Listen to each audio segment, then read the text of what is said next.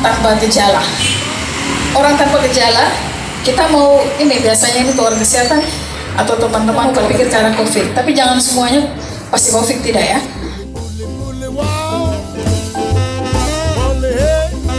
Yang dari area transmisi lokal Indonesia. Nah sekarang jadi area transmisi lokal maksudnya di Indonesia tuh di mana saja sih yang sudah positif? Ponsel ganti-ganti, saya ponsel coba saya mau di atas pindah. Karena yang paling sering itu misalnya keyboard komputer, kita tidak pernah lihat ada sesuatu, tetapi kuman pasti nempel di situ.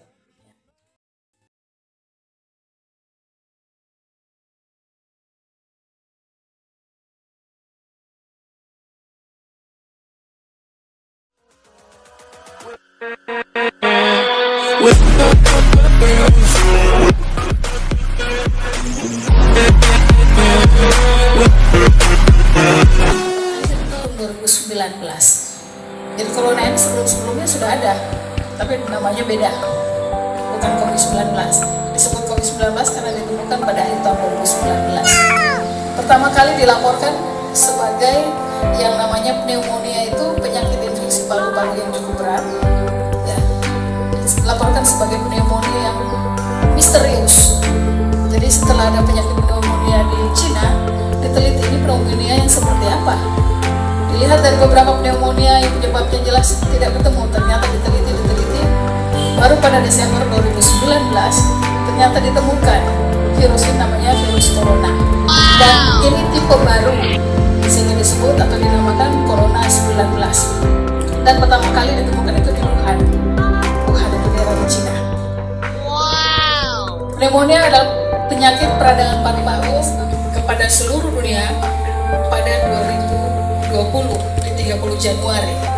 Kenapa disebut wabah? Karena perkembangannya begitu cepat, begitu masif.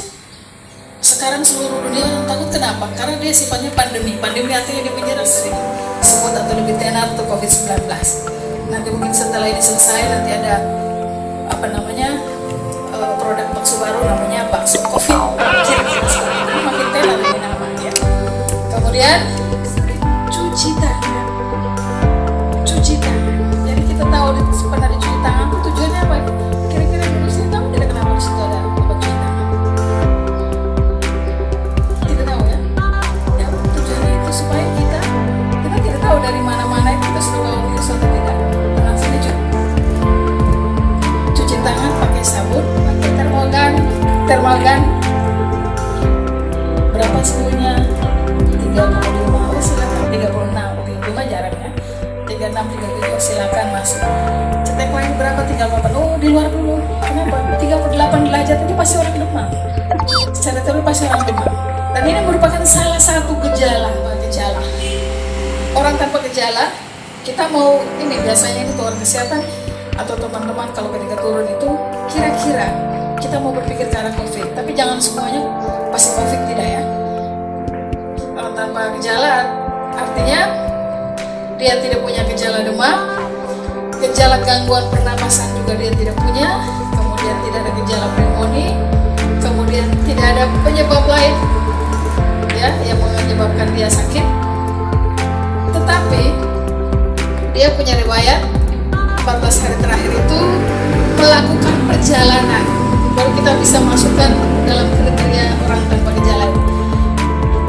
Dia punya perjalanan dari luar negeri misalnya, sehingga punya perjalanan informasi perjalanan dari daerah-daerah yang sudah transmisi. Kemudian dari area transmisi lokal Indonesia. Nah sekarang dari area transmisi lokal maksudnya di Indonesia tuh di mana saja sih yang sudah positif.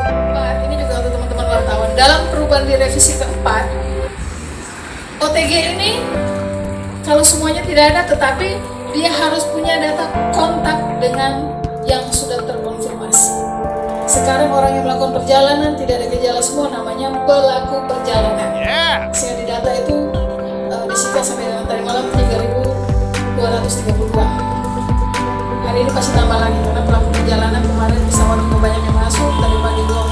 Nah, kalau kita di rumah istirahatnya cukup selama 2 minggu, maka akan meningkatkan daya tahan tubuh.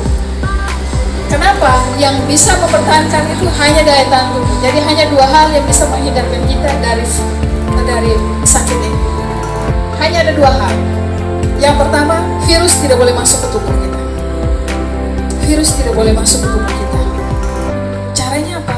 Cuci tangan, pakai masker, ya, jaga kesehatan. Dan yang kedua, jaga daya tahan tubuh. Kalau daya tahan tubuh kita baik, sekalipun virus yang masuk, kita punya antibodi untuk melawan. Saya dan teman-teman ini pernah flu, pilek, pernah tidak? Apakah harus minum obat? Tidak. Belum tentu ya?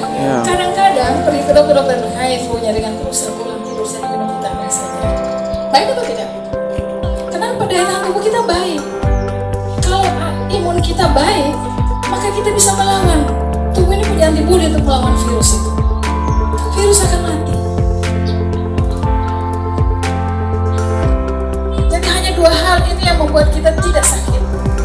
Yang pertama, virus itu tidak boleh masuk ke tubuh kita. Yang kedua, jaga daya tahan tubuh kita. Supaya virus tidak masuk, apa yang kita lakukan? Physical distancing, social distancing, jaga jarak. Jangan sampai ada virus, kalau saya jaga jarak, virus tidak masuk ke kita. Kalau dia pegang sesuatu, saya sempat pegang, cuci tangan. Karena kita kadang-kadang tidak sadar pegang hidung, walaupun hidung kita ini tidak macam-macam amat sih. Kita pegang hidung, pegang mulut, pegang mata, tidak sadar. Ini gerakan-gerakan refleks yang sering kita lakukan. Tapi kalau kita sering cuci tangan, sekalipun kita pegang, virusnya tidak akan masuk. Karena tidak ada virus, kita sudah cuci. Jadi virus ini mati ketika kita cuci tangan dengan sabun di air mengalir. Virus ini tidak, daripada kita repot-repot cari hand sanitizer ya. Sekarang rata orang cari tuh, akhirnya hand sanitizer di apotek kosong semua. Padahal kita di rumah ada air, ada sabun cuci tangan. Hand sanitizer dipakai kalau apa? Kita bepergian dan sulit dapatkan air mengalir, kita bisa cuci tangan. Kalau ada air mengalir, tidak perlu kita pakai hand sanitizer. Hand sanitizer kita pakai kalau airnya sulit dan kita kelihatan tangan kita bersih.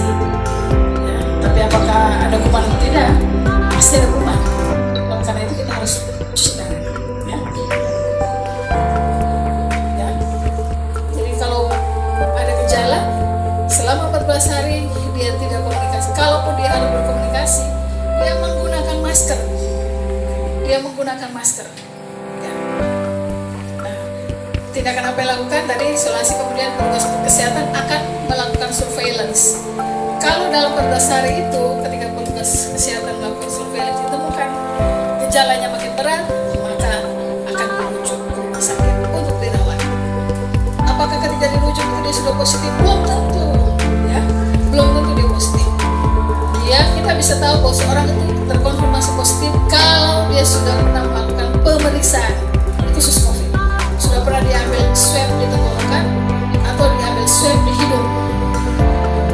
Jadi tidak enak sekali kalau dia di swab di hidung, dikorek di tenggorokan atau dikorek di lubang hidung, bukan sampai di sini saja tapi sampai di dalam. Jadi kira-kira sepanjang ini, ya, sepanjang ini akan dimasukkan alat sampai ke dalam untuk diambil, bukan ambil yang di luar saja tapi ambil sampai di dalam. Diambil swabnya, dimasukkan ke dalam tabung untuk namanya VTM, virus transfer media, kemudian ditutup, kemudian dikirim. Jadi di dalam tabung itu yang akan diperiksa, sampelnya yang diperiksa. Jadi lebih baik tidak sakit, lebih enak daripada sakit tidak enak. Diperiksanya, kalau ganti-ganti, saya bosan coba saya mau menurut di atas pindah.